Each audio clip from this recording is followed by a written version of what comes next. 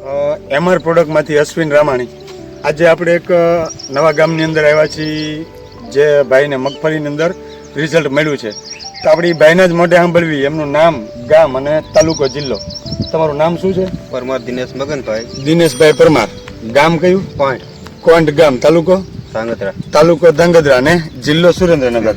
બરાબર. હવે દિલીપભાઈ, હું નામ કીધું? દિનેશભાઈ. દિનેશભાઈ, આપણે આ મગફળીની અંદર શું પ્રોબ્લેમ હતો? પહેલા તો આપણે ફૂગ અને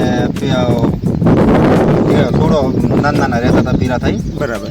મતલબ ગ્રોથ નહોતો મગફળીનો, પીળી પડતી હતી. અત્યારે વરસાદના કારણે બધાને પ્રોબ્લેમ છે પીળી પડવાનો, અને ફૂગના કારણે ફૂંકાતી હતી, છોડવા ઉતરતા હતા. આ પ્રશ્ન હતા. તો એની અંદર તમારે બહુ સારું રિઝલ્ટ દેખાય છે.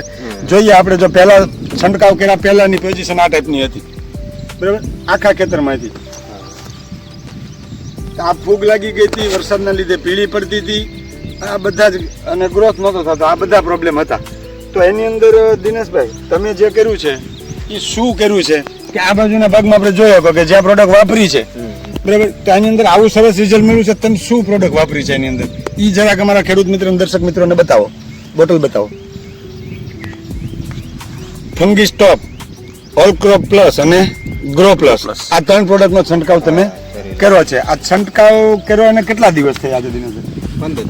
15 દિવસ થઈ ગયા. આ છંટકાવ કર્યો 15 દિવસ થયા. જોઈએ કે છતાં પણ આપણે માંડવીની અંદર આજે જો 15 દિવસ થવા છતાંય કોઈ પ્રશ્ન નથી. પછી વરસાદનું વાતાવરણ હતું, છતાંય પીળી નથી પડી, કોઈ હુકારો નથી, ફૂગ નથી, કાંઈ નથી. હવે આજે દવા છાંટાઈ એના 15 દિવસ થયા. આ દવા છંટકાવ કર્યો પછી રિઝલ્ટ તમને કેટલા દિવસે દેખાણું?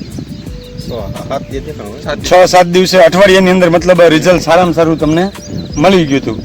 તો હવે આ રિઝલ્ટ જે છે, જે રિઝલ્ટ મળ્યું છે આ દવા વાપરવાથી અમારી કંપનીની, તો એનાથી તમે સંતુષ્ટ છો પૂરેપૂરા? હવે ખેડૂતોને કાંઈક આદેશ આપવો હોય આપણે આ પ્રોડક્ટ વિશે, દવાની માહિતી વિશે, તો તમે શું તમારા હવે અનુભવથી કહી શકો? સારું છે આમાં. બરાબર.